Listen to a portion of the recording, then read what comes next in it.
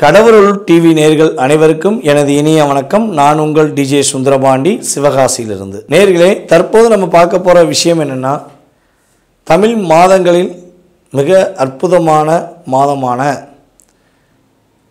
ஐப்பசி மாத பலன்களை பற்றி நம்ம பார்க்க போகிறோம். இந்த 2025 ஐப்பசி மாதத்தில் கோச்சார கிரகங்கள் கொடுக்கின்ற நன்மைகள் என்ன, இந்த கோச்சார கிரகங்கள் இந்த மாதத்தில் உங்களுடைய வாழ்க்கையில் என்னென்ன விஷயங்களில் உங்களுக்கு மாற்றத்தையும் என்னென்ன விஷயங்களில் சில கவனங்களையும் உங்களுக்கு நிலைநிறுத்துகிறாங்க அப்படிங்கிற பற்றி பார்க்க போகிறோம். பொதுவாகவே ஒரு விஷயம் நல்லா தெரிஞ்சுக்கோங்க. நீங்கள் என்ன கமெண்ட்ஸ், நல்ல விதமான கமெண்ட்ஸ் கொடுத்தாலும் நான் சந்தோஷமாக எடுத்துக்கிடுவேன். தேவையில்லாமல் உங்கள் மனசுக்குள்ளே கவலை இருக்குது, உங்கள் மனசுக்குள்ளே நிறைய பிரச்சனை இருக்குங்கிறக்காண்டி எனக்கு தேவையில்லாத கமெண்ட்ஸ் கொடுத்தாலும் நான் அன்போடு வரவேற்கிறேன். ஏன்னா ஒரு விஷயம் புரிஞ்சுக்கணும். இது நம்ம திரும்ப திரும்ப திரும்ப சொல்கிறது என்னென்னா, இது கோச்சார கிரகங்கள் ரீதியாக எடுக்கின்ற பலன்கள். இது உங்களுடைய சுய ஜாதகம் கிடையாது. ஓகேவா? அப்போ கோச்சார கிரகங்கள் ரீதியாக நம்ம எடுக்கிற 20% உங்களுடைய லைஃப்பில் டச் ஆகுதா, உங்கள் லைஃப்பில் ஒரு மாற்றத்தை கொடுக்குதா அப்படிங்கிறது தான் விஷயம். நீங்கள் 100% அப்படியே அக்யூரேட்டாக இருக்கும், 99%, 98% அப்படியே வேணும்னா இந்த கோச்சார கிரகங்களுடைய பலன்களை நீங்கள் பார்க்குறதையே ஒன்றுமே பண்ண முடியாது. உங்களுடைய சுய ஜாதத்தை தான் நீங்கள் தெளிவாக பார்க்கணும். ஓகேவா? அப்போ இந்த கோச்சார கிரகங்கள் நம்ம சொன்ன மாதிரி 20-30% உங்களுடைய வாழ்க்கையில் ஏற்படுத்த போகின்ற மாற்றம், இந்த ஐப்பசி மாதத்தில் உங்களுடைய வாழ்க்கையில் ஏற்படுகின்ற மிகப்பெரிய முன்னேற்றம் என்ற செயல்பாடுகளை நம்ம தெளிவாக பார்க்க போகிறோம். அதாவது ஒவ்வொரு மாத பலன்களுமே மேக்சிமம் பார்த்திங்கன்னா சூரிய பகவானை மட்டுமே அடிப்படையாக கொண்டு தான் ஃபஸ்ட் எடுப்போம். அதுக்கடுத்தால் மற்ற கிரகங்களுடைய அமைப்பு. இப்போ தமிழ் மாதம் அப்படின்னு சொல்லி நம்ம பார்க்கும்பொழுது ஐப்பசி மாதத்தில் சூரிய பகவான் கரெக்டாக பார்த்திங்கன்னா ஐப்பசி 1ஆம் தேதி அவர் துலாம் ராசிக்குள்ளே நுழைவார். துலாம் ராசிக்குள்ளே நுழைஞ்சிட்டால் அதை நம்ம என்ன பண்ணலாம், ஐப்பசி மாதம் என்று எடுத்துக்கொள்ளலாம். ஓகே, சரி. இப்போ இந்த மாத பலன்கள்லாம் உங்களுடைய வாழ்க்கையில் ஏற்படுகின்ற மாற்றங்கள் என்ன, உங்களுடைய வாழ்க்கையில் ஏற்படுகின்ற முன்னேற்றங்கள் என்ன, என்ன விஷயங்களை கவனமாக இருக்கணுங்கிறத பற்றி பார்ப்போம். வாங்க வீடியோக்குள்ளே போகலாம். துலாம் ராசி அன்பர்களுக்கு கோச்சார கிரகங்கள் ரீதியாக ராசியில் சூரிய பகவானும் மற்றும் ராசியின் அதிபதியான சுக்கிர பகவானும் இணைந்து அமர்ந்து வாழ்க்கையில் நிறைய மாற்றங்களை கொடுக்க போகிறாங்க. அதாவது சூரியன் உங்கள் ராசிக்குள்ளே வந்துட்டாலே அவர் நீஷம் அப்படின்னு நம்ம சொல்லிடும். ஆனால் சுக்கிரனோடு சேர்ந்து அவர் பயணிப்பதுனால அவர் நீச பங்க ராஜயோகம் பெறுகிறார்.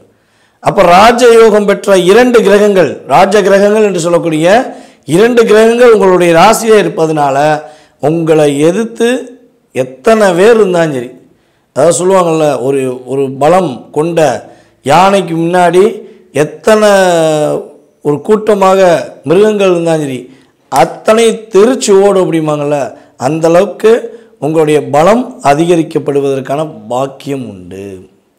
உங்களுடைய எதிராளிகள், சூழ்ச்சியாளர்கள் அனைவரும் என்ன பண்ண போகிறாங்க, மன்னிப்பு கேட்க போகிறாங்க.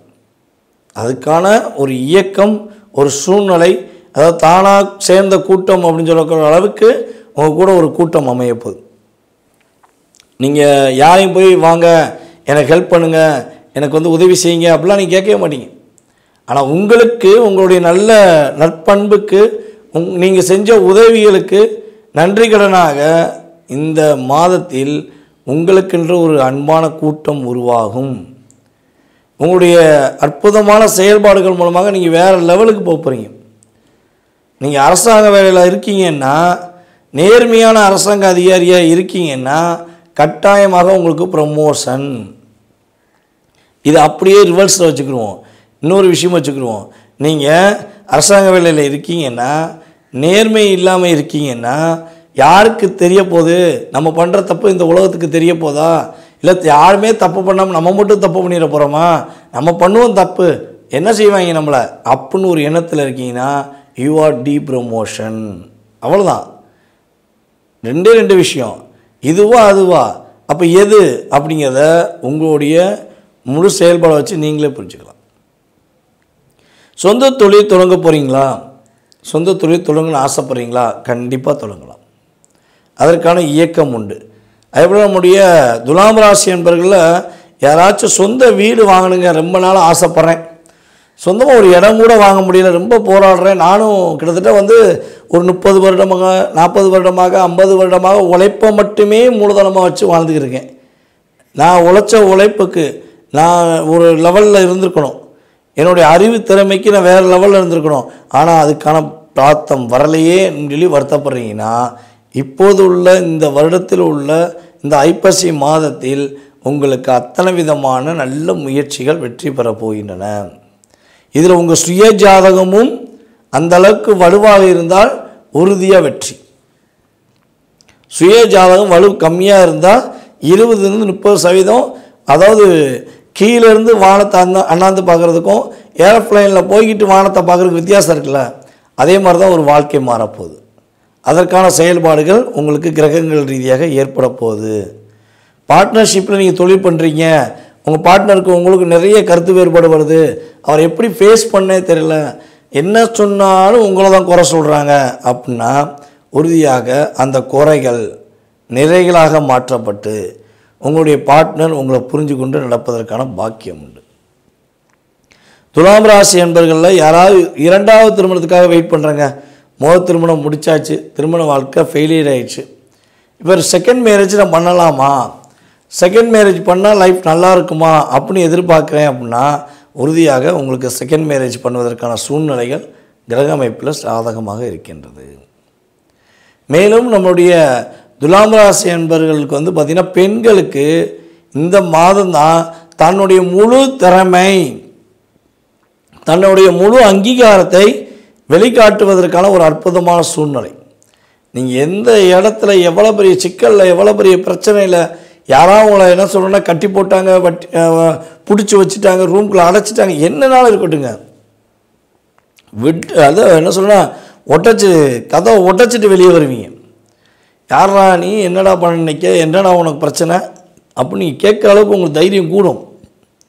இவ்வளோ நாளாக பொறுமையாக இருந்தனால நானும் பொறுமையாக இருப்பேன்னு நினச்சிக்கிட்டு இருக்கியா, வச்சு செஞ்சுக்கோ காணாமல் போயிடுவா அப்படின்னு அசால்ட்டாக பேசுவீங்க. நீங்களே யோசிச்சு பார்ப்பீங்க, போன வட்டம்லாம் இவ்வளோமா, கிட்டத்தட்ட ஒரு இவ்வளோ பொறுமையாக இருந்தோமா, நமக்குள்ளே இவ்வளோ ஒரு வேகம் இருக்கா அப்படிங்கிற ஒரு இயக்கம் உருவாக போகுது, ஒரு சக்தி, ஆளுமை திறன்.